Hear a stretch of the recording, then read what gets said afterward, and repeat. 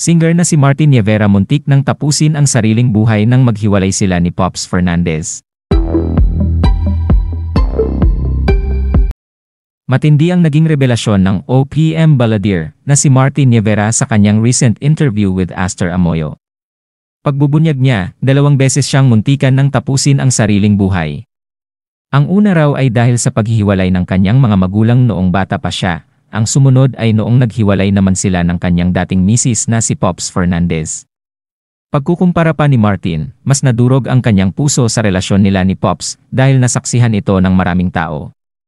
Feeling daw niya noon ay tapos na ang career niya kaya naisipan niyang tapusin na rin ang sariling buhay. Nagalit daw siya sa buong mundo dahil hindi nakita ang side niya pero soon ay na-realize niyang siya talaga ang may pagkakamali. The separation of my mom and dad happened without the world knowing. But the separation of Pops and Martin was so public. That was the one that was hard, pag-amin niya.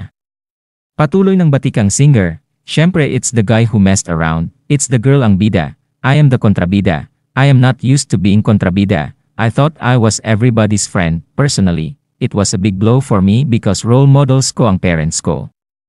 I've seen them from good days through bad, and they survived, so affected talaga ako, but when Pops and I separated, mas grabe.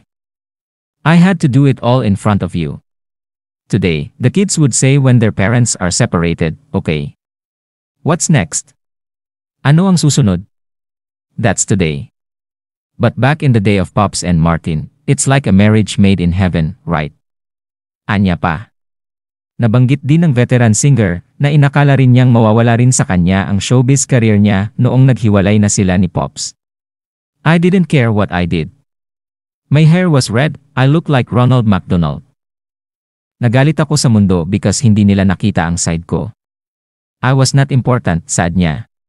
Kung matatandaan, tumagal ng 14 years ang pagsasama ni na Pops at Martin bilang mag-asawa, bago nila tinapos ang kanilang relasyon noong year 2000. Sa ngayon ay okay na si Martin, at may bago na rin siyang pamilya.